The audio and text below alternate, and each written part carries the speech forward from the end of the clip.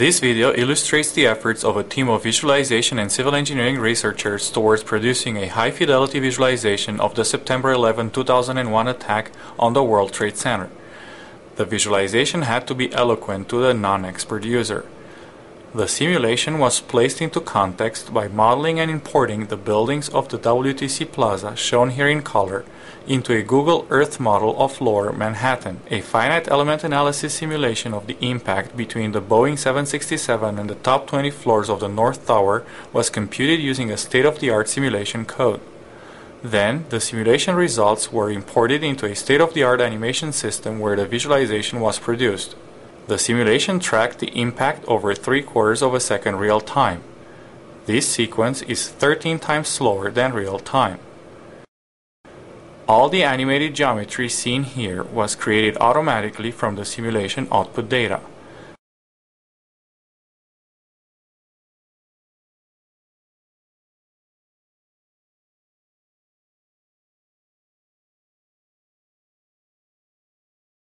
This sequence visualizes the aircraft trajectory between the facade and the structural core of the building. Notice the oscillation of the ceiling during the impact.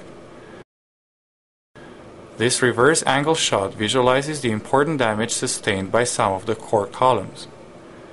Using a camera with a distant hither plane, this sequence simultaneously visualizes the two floors that sustain most direct impact damage.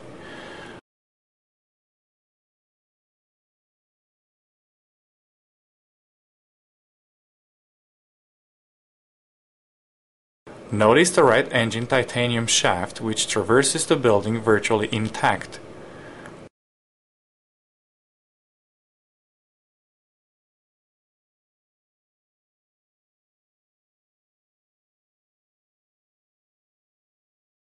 Plane debris re-emerges on the opposite face of the building.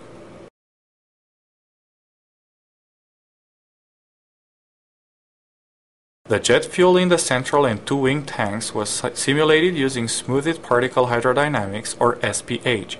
Nearby fuel particles were lumped together in the animation system, and the fuel was rendered with reflections and refractions using a ray trace material. Notice how the wing tank fuel disperses first, as the wings are considerably damaged by the facade.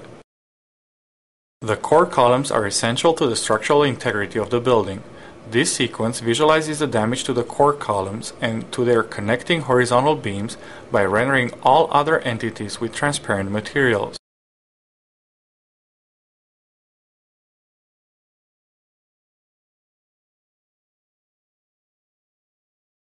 Here are the core columns exclusively. These sequences also turn out to provide a good visualization of the overall deformation of the aircraft as it enters the building.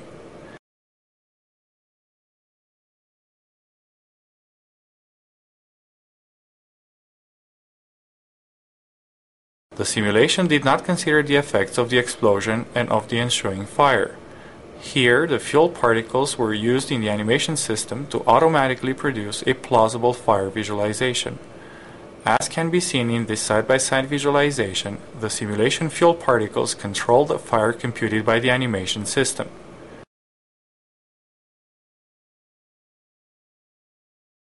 Elements that undergo excessive stress are eliminated from the computation by the F.B.I. simulation code. These eroding elements correspond to entities that disintegrate, such as a slab of concrete turning into dust. Although they do not have much relevance from the simulation standpoint, eroded elements are important for the visualization.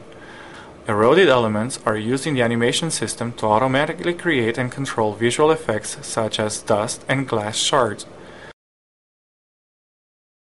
The visualization produced leverages the strengths of a state-of-the-art simulation system, which models the interactions in detail based on physics' first-order principles, and of a state-of-the-art animation system, which produces a high-quality visualization of the simulation results. This was made possible by developing a scalable translator that automatically converts the simulation output data into an animation scene. The translator is general and reusable in the context of other simulations.